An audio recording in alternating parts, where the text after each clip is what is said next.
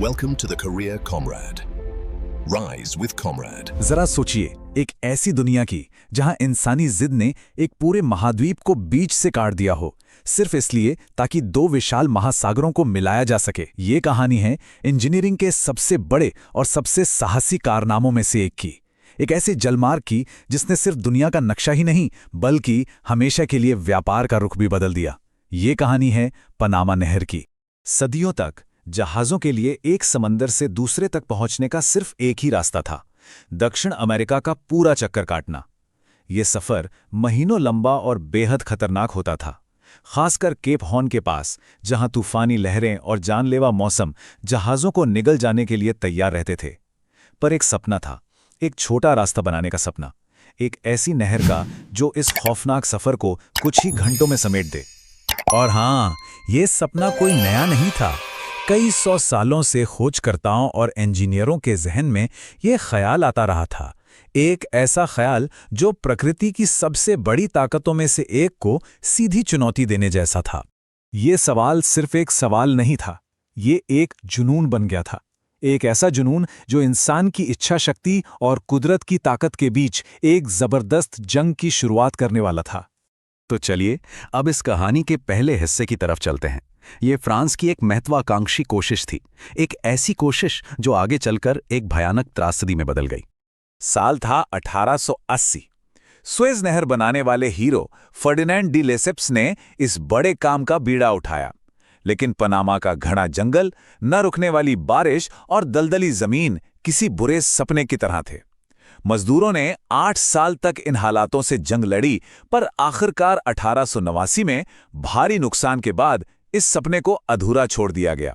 लेकिन मजदूरों का सबसे बड़ा दुश्मन ना तो वो घना जंगल था और ना ही पहाड़ों का खिसकना। उनका सबसे बड़ा दुश्मन तो आंखों से दिखाई ही नहीं देता था। वो एक खामोश कातिल था जो हवा में तैर रहा था। मलेरिया और येलो फीवर, ये दो जानलेवा बीमारियां मच्छरों के जरिए कैंपों में महामारी की तरफ फैल गईं। उस जमाने में कोई नहीं जानता था कि इन बीमारियों की असली वजह ये छोटे से मच्छर थे। ये अनदेखे कातिल हजारों जानें ले रहे थे। फ्रांस की इस नाकाम कोशिश की कीमत बहुत बड़ी थी।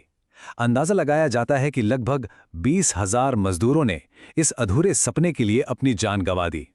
ये उस दौर की सबसे बड़ी मानवीय त्रासदियों में से एक थी। पर यह सपना अभी खत्म नहीं हुआ था। 1904 में अमेरिका ने इस प्रोजेक्ट को अपने हाथों में लिया, लेकिन उनकी रणनीति बिल्कुल अलग थी। उनका पहला मकसद पहाड़ काटना नहीं था, बल्कि उस अनदेखे दुश्मन को हराना था। ये एक तरह का वैज्ञानिक युद्ध था। डॉक्टरों और वैज्ञानिकों ने मच्छरों के खिलाफ एक जंग छेड़ दी।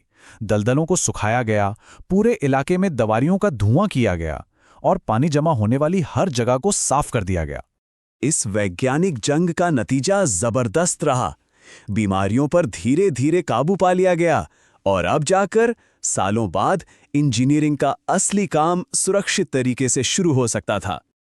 अब असली लड़ाई सीधे कुदरत से थी। सामने दो बड़ी चुनौतियां थीं। पहली, एक विशाल पहाड़ को काटकर रास्ता बनाना, और दूसरी, बड़े बड़े जहाज़ों को समुद्र की सतह से ऊपर उठाना। कुलेब्रा कट, यह नाम ही अपने आप में एक चुनौती थी। पहाड़ को चीरकर 9 मील लंबा रास्ता बनाना था। यहां आए दिन जमीन खिसकती थी, जिससे महीनों की मेहनत पल भर में मिट्टी में मिल जाती थी। यह इंसान के सब्र और हौसले का सबसे बड़ा इम्तिहान था। और फिर आया इंजीनियरिंग का वो जादू जिसने इस नामुमकिन काम को मुमकिन कर दिखाया, लॉक सिस्टम। इसे आप पानी की लिफ्ट भी कह सकते हैं। जहाज एक बड़े से चेंबर में आता है, फिर दरवाजे बंद हो जाते हैं और पानी भरकर जहाज को धीरे धीरे ऊपर उठाया जाता है, ठीक वैसे ही जैसे सीढ़ियों से ऊपर चढ़ते हैं। ये उस समय की एक क्रांतिकारी तकनीक थी। 10 साल की दिन रात की मेहनत, वैज्ञानिकों की सूझबूझ और हजारों मजदूरों के पसीने के बाद वो असंभव सपना आखिरकार सच होने जा रहा था। साल 1914 वो ऐतिहासिक साल था जब पनामा नहर को दुनिया के लिए खोल दिया गया। अटलांटिक और प्रशांत महासागर, जो हजारों मील दूर थे, अब एक हो चुके थे। इसका असर फौरन और जबरदस्त हुआ। न्यूयॉर्क से सैन फ्रांसिस्को की जो यात्रा पहले 15,000 मील की होती थी, वो अब घटकर सिर्फ 5,000 मील रह गई। इस एक नहर ने दुनिया के व्यापार को हमेशा के लिए बदल कर रख दिया, जिससे समय और पैसे दोनों की बेहिसाब बचत हुई।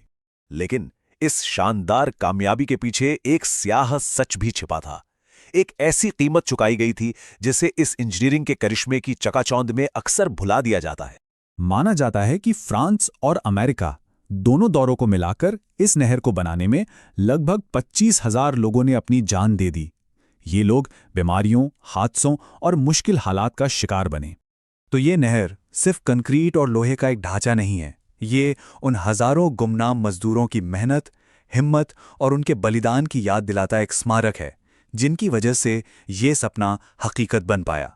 पनामा नहर इंसानी जज्बे और इनोवेशन की एक मिसाल है, इसमें कोई शक नहीं।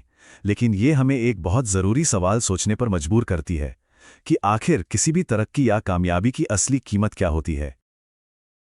The Career Comrade presents mathematics, reasoning, English, general awareness, general science and current affairs classes for UPSC, SSSC, banking, railway and any others government